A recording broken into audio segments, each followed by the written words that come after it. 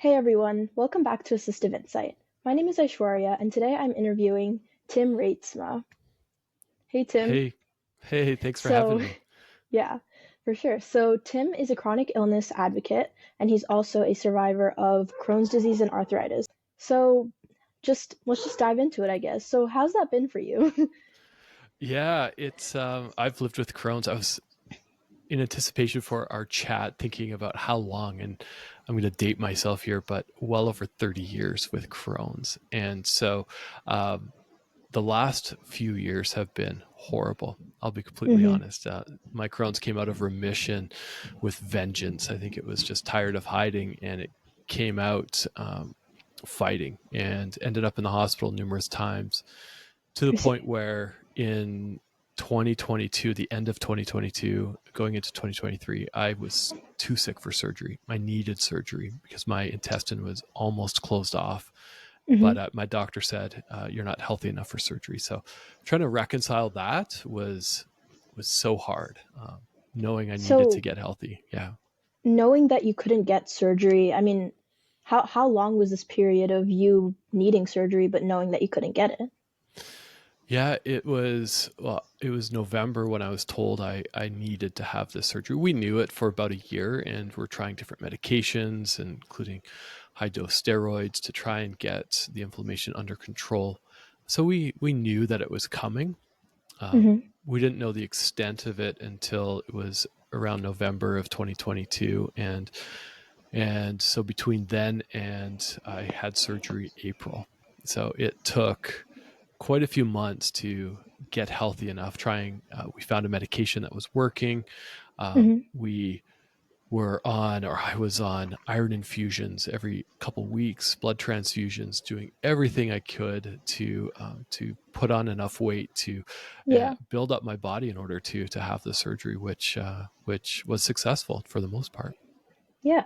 So, just to preface, would you mind talking a little about what Crohn's is exactly? Yeah, Crohn's disease, it's an autoimmune disease where your body, in very plain language, basically says, hey, I think there's something in your intestine, and we need to go and fight whatever's hmm going on in your intestine. Now, there's nothing going on in your intestine. There's no infection. There's nothing. But what your body does is it basically attacks itself I and see. can create lesions, can create wounds, can create internal bleeding, which then, just think of you've got a wound on your hand, it scars over. And so Mm, when this happens internally, scar tissue tends to build up. And right. so that had been ongoing, well, it has been on and off in my body for many, many years. Mm, And so with that, I also live with arthritis, and that's just a byproduct of living with this autoimmune disease, Crohn's. And so, yeah, right. Yeah. it's a disease that just keeps on giving, I guess. Giving keeps on giving. Yeah.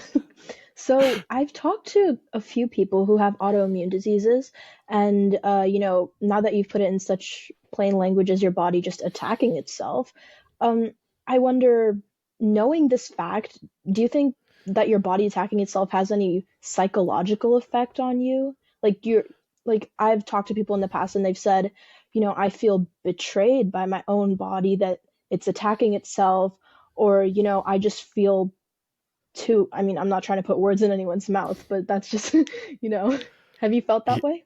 Oh, absolutely. It's like I've got two small children, and I've often thought, why? Like, why is this happening to me hmm when others, my friends, they're quote unquote healthy, and hmm they look healthy from the outside, but I don't know what's going on internally. That's a whole other conversation. But Yeah. I've definitely had to reconcile that. I'm a pretty active guy. I used to mountain bike a lot. I used to hike a lot, and when I was in basically a fight to have surgery, getting myself hmm healthy, it took everything in me just to go for a walk. Um, Right. Yeah. my my in with Crohn's disease, it affects your bowels and affects how often you use the washroom. And for me, Yeah. I could not leave the house. I just couldn't. There was too Mhm. much anxiety around leaving the house, and that sent me into a really dark place. Um, Definitely. Yeah. Did it's you? hard. Yeah. Mm. Yeah. I can. I can't even imagine, to be honest. I mean, you mentioned that you were an active person. Had you been diagnosed with Crohn's at this point when you were active? And did it just kind of go down from there? Yeah, good question. When I was in my teens is when I was diagnosed, and for the most part, it was in remission for almost 30 years, I guess, 20 years. I had surgery in my early 20s, Hmm. and after that surgery, we found a great medication, and it basically went away. I forgot that I lived with Crohn's. Didn't even Yeah. cross my mind. The only way I was reminded was every 8 weeks I went for a medication, so an IV Hmm. medication. Right. But I was mountain biking on the weekends and camping and hiking with friends and family and swimming and you name it. I was able to do. Yeah. So, when it came out of remission, when my body rejected the medication, and I was told it would at some point, that's when, about 3 years ago, it just knocked me down. Yeah. Just came back to haunt you. Well, it came back and with vengeance, where all I could do was to stay awake was just coffee. I just drank so much coffee. Like part of living with Crohn's is I'm very anemic as well. Like Hmm. basically anemia is like low iron levels, low hemoglobin, and so I had at one point my iron levels weren't even registering on blood tests, and all I wanted to do was sleep. That's it. Just I'd wake up, I'd maybe drink some protein supplement and then just go back to sleep. That was it. That was my life for 4 or 5 months. Wow. So you mentioned being in this dark place because of how Crohn's came back to surprise you. So, I mean, how did you get through that? Yeah, I'm a man of faith, and so my faith has kept me grounded. I surrounded myself with an amazing support system. My wife, I don't know where I'd be without her. In all honesty, Yeah. she is just a huge support for me and my family, and my family, my extended family. And I've got a couple good friends who would check in with me, when I would feel bouts of depression. I Hmm. tend to go quiet, I go silent. And so friends would be checking in on me regularly, whether it's phoning, text, showing up at my house, just to check in to see how I'm doing. And Yeah. honestly, that kept me going, knowing that I want to see my kids grow up. Right. I have more to offer this world than just laying on the couch sleeping, and so that gave me the motivation to ensure that I'm here, I'm Able to alive, push and on. and Yeah. I'm pushing on. I love that. I love what you said. Pushing Yeah. on. Yes.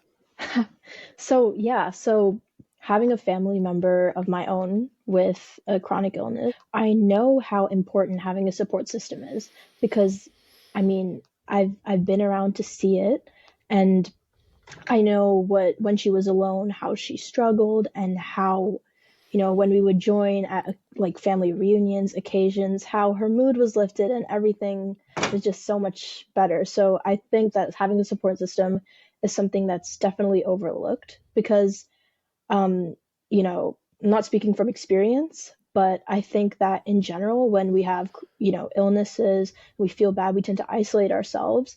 But, I've seen firsthand the importance and the significant impact of having a support system. So I think it's amazing that you just have something so fulfilling to help you keep going. Yeah, it is often overlooked, and those who know me, I don't like to ask for help. I'm Hmm. a stubborn guy. I feel like I could just do this on my own, but Yeah. over the last year, I realized I can't. I can't do this on my own. My my wife wasn't able to do everything on her own either, and she really taught me how to ask for help. She was Hmm. very. If somebody said to her, "Hey, I know Tim's going through some stuff. Can I help? Let us know if we can help. And she would say, yeah, actually, you can watch the kids on Thursday because Tim has an appointment. Or she Yeah. would say, yeah, we're struggling just to stay on top of meals. So if you don't mind providing a couple of meals, that would be great. Like, she just was like, hey, this is what we need, and wasn't afraid to ask. And what we found Yeah. was people were more than willing to step up and help. People just wanted to help. Absolutely. They just didn't know how to help. And Yeah. seeing that support roll in through friends and family and our church was just amazing to see how the community pulled together and to help me. And Yeah. yeah, it was Yeah. pretty amazing to see. Yeah, that's why it's, so important to have yourself an advocate. And, speaking of advocates, I know that you have had podcasts. So Mm-hmm. you said that I don't know if this was verbatim, but you said that you didn't like to talk to people about it. You didn't want to ask for help. It kind of snuck up on you. You weren't expecting it. So how did you go from this place of, living a perfect life, an active life, to to, sorry, I'm not saying this correctly, but how did you start your podcast is what I'm trying to say. Like, how did you become an advocate for this? Yeah, it's I honestly got tired of trying to hide what I was going through. I got tired of having to correct people. So maybe it was just this place of frustration and an outlet for me. The amount of times I have been told, "Are you sure you live with something?" Or "You don't look sick," or "Hey, have you tried this diet? I heard that cures Hmm. Crohn's." Well, there's no cure for Crohn's. Yeah. And the different wild diets I've been told to try at the time would have killed me. It was a week before surgery Wow. when somebody looked at me and said, "Are you sure you don't look sick enough to have surgery?" I'm like, That "Oh, well, is, interesting," because my body inside is like starving itself, literally. Like yeah. what you see now, I was like almost 40 pounds lighter because I just couldn't eat. And so I started Invisible Condition as an outlet for myself, and I started sharing. And there's so much fear wrapped in this project when I first started, and there still is, because Hmm. I thought, well, what if future employers don't like what they're hearing? Or what if Hmm. people don't resonate with this? What if people unfollow me on social, or, you know, and I just decided, you know what? I don't care. Yeah. I am my version of normal. Uh, Running to the washroom multiple times a day is my normal. And Yeah. it's not your normal, but this makes me a normal person. And so I just decided to embrace this. And this project took off a lot more than I ever imagined. We are podcasting, releasing episodes weekly. I'm booking months in advance. We've raised a bit of money now because I'm building this as a nonprofit. We've Hmm. had, close to over 750. We're coming up to 1,000 downloads on the podcast. More than 1,000 people have been to the website. It's just taken off way more than I have ever expected, and so people are Yeah. excited to share their voice. And I know you don't live with an invisible condition. You're an advocate, and there's people like you who need their voice even elevated in this world. And so that's why I'm excited to have you on our podcast eventually. Yeah, for sure. Yeah, I think it's, amazing when people share their stories. That's one of the reasons I started doing this, because I also noticed a lack in, how much was being shared. I noticed, like, that person that said that you don't look sick enough, that you don't look sick enough to have surgery. Like, when did you become a doctor? It's like, Yeah. there's not enough awareness about these things. So I think it's absolutely amazing that people share their stories, and I'm even more grateful that, people get to listen to podcasts like yours and mine and learn about these things, and then maybe not, ask people, they tell people they don't look sick next time. Yeah. It's, often, I say often people don't have ill intent Hmm. when they say a comment like that. And I Yeah, agree. definitely. And Yeah. And a friend of mine said, well, actually, maybe there's some ignorance tied in there. So maybe there is. Ignorance is the word. Yeah. Maybe we won't go there today, but it's like, how can we help educate people to say that the words that you use have an impact? They carry weight. Absolutely. You know, at one Absolutely. point I started doubting myself of like, oh, you know, am I healthy enough to go and do this stuff? Or do I need that iron infusion? And the answer Hmm. was, yeah, I need this stuff. I need Yeah. this iron in my body. Otherwise, you know, maybe I wouldn't wake up one day. I needed to get healthy. I needed to be on a specific diet. Yeah. And so correcting that language, I think, is so important when we're talking about advocacy and talking about how we can support others with who live with an invisible condition. Absolutely. And there's a lot of uh, discrimination or preset mindsets towards people with conditions or invisible conditions for that matter. So I think it's amazing how there's a society, a community forming, over Instagram, over YouTube, with all these podcasts on Spotify. I think it's amazing how much awareness is just being like shot out into the world. And I think that, you know, ignorance has definitely gone down, but it's never going to go down enough till we keep going? Oh, absolutely. You know, part of our vision at Invisible Condition is we're going to end the stigma by empowering voices and igniting social change. So, you know, what you're doing, you're igniting social change, and that's awesome. We need to tell more stories. People are afraid to tell their stories, and especially in the workplace, people are afraid to enter the workplace and share that, hey, I live with something. But I always say to people, like, man, how can we own our story? How can Yeah. how can I use my condition, tell my employer, tell my friends, to say, this is what I live with, but I'm here, and I'm going to give Yeah. it my all. I'm going to be a great Take me as I friend. am. Take me Yeah. as I am. I'm going to be a great friend, a great worker. I'm going to work hard in school, whatever it is. Yeah. But this is my story, and this is my version of normal. Absolutely.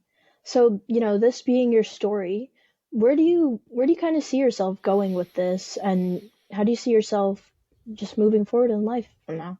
Your aspirations, your goals, to put it broadly. Yeah, to put it broadly, you know, well, it's a great question. I know you gave some prompts, and I've been thinking about this. I didn't think Invisible Condition, the website, would have taken off. I had no idea it would. And so, you know, my vision is that we just tell hundreds and hundreds of stories. That's how we are going to change society, whether it's in the school system, whether it's in the workplace. That's how we're going to do it, is if we create platforms where we can feel comfortable enough to share our stories. That's what I see. I see workplaces, specifically workplaces that talk about disability inclusion. I see our school systems talk about disability inclusions. I've had students on my podcast who talk about this, who talk about advocacy in the school system. I would love to bring invisiblecondition.com into these organizations and say, here's how we can start. Here's how we can do it. So Absolutely, that's the yeah. vision. Yeah. In terms of, for yourself, where do you see, how do you see yourself progressing, moving on, and just dealing with what you have, what you're given, what God hands you? Yeah. Um, it's taken a lot of work, just, you know, internal work to get to a place where I'm at. And so I know this is the hand I've been dealt. I know I will live with constant flare-ups in my intestines. I'm living with one right now. The medication that I'm on isn't working, and so we're trying to figure out what's Sorry. next.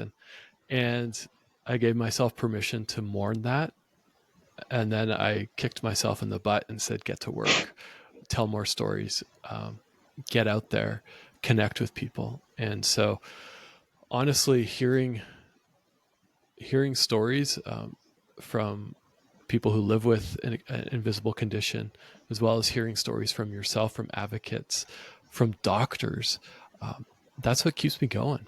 I Yeah. want to create a Yeah. world where my kids are young. They're now in elementary school. I want to create a world where when they enter high school, when they enter university, when they enter the workforce, that if they live with something that's invisible, that's not apparent, you can't see, that they're not afraid to tell people about it. And the people they tell, their response is, "Thank you for trusting me with that. What do you need from me?" Hmm. And that's the world that we're going to create. Absolutely. I think it's a world that we're trying to shape to be amazing. And I think that if we and more people continue at it, more people learn, more people listen, I think that things are going to change. That's what I'm hopeful of. It's already happening. Yeah. And, we think of change maybe on this macro scale that we have to It's change. small, yeah. Yeah, but it takes one person. And I've had people on my podcast, and maybe you have as well, who maybe Hmm. heard an episode and said, "Now's the time to step into my voice. Now's the time to share Absolutely, my story." yes. And Yes. imagine like if we continue this, it's like a Yeah. snowball. I don't know if you get snow where you live, but it's like a snowball, right? You roll it and it gets bigger and bigger and bigger, and it picks up more snow and it picks up more momentum. Yeah. That's what we're creating. Um, and it's scary. It's hard. It's challenging to own your story, and not Hmm. to necessarily own your story, but to share your story. But honestly, I've had more opportunity that has come out of me owning my story than I have ever imagined. That would have. I've had employment opportunities and Hmm. contracts. I've had amazing connections made and new friendships develop, all because of this disease that I've decided will not take over my life. Absolutely. And that's the mindset to have, honestly. It seems that you're thriving. It's awesome. Like, I don't want to say thriving, but thriving on based on what you've been given. So, Yeah, yeah, I it's think to continue in that direction, it's yeah, awesome. it's you know, day by day, it's a challenge. Some days are Day by better day. than others, but some days I just got to look at the website metrics and podcast metrics to say, yeah, we're making a difference, and we're helping people tell their story, and we're igniting social change, which is what we're doing. And but it's not easy. It's hard. I have bad days. Last Friday, or the Friday before we're recording this, so I tapped out. I said, I'm burnt out. I need a Hmm. day to myself. And I love to bake, so I made cinnamon buns, and then I watched Netflix all day. It was phenomenal. It was a good day. And then I woke up the next day and went, okay, now it's time to get back to work. And so Yeah, we got check in with yourself and make sure you're doing okay. And if you're not, have that support system set up. And if you don't have that support system, you've got two people here who are willing to connect with you. So there you go. absolutely. Yeah. Well, I think it's amazing that so many things have come out of, truly embracing yourself, being who you are. And I think that that's just hard evidence that that's what you need to do in life. Yeah, yeah. It's I can't imagine going through life alone, and learning how to advocate for yourself is challenging. It's hard, but honestly, it's been so rewarding as well. And so, Yeah. if someone's listening and they're hesitating, how do I share my story? Um, just ask yourself, what's holding you back, Absolutely. and why is it important for you to share your story? And there's going to be people who are just the naysayers and like, whatever, I don't believe you, or are you sure Hmm. it's that bad? Just cut them out. You're going to get Yeah. that. Um, Yeah, and exactly. it's like, okay, unfollow or delete or whatever that looks like to you, because Hmm. you know what you're living with. And again, surround yourself by people who truly support you and truly care. Absolutely. Yeah, you know yourself and be true to what you know. Mm-hmm. Love it. Yeah. Well, it was awesome speaking with you today. I learned so much and I got a good perspective about, what it's like to live with an invisible condition. So, thank you so much for joining me today. I truly appreciate the opportunity to just to share my story and share what we're doing and to collaborate on stuff. I'm looking forward to seeing where this goes. Absolutely. So I'll see you next time on Assistive Insight.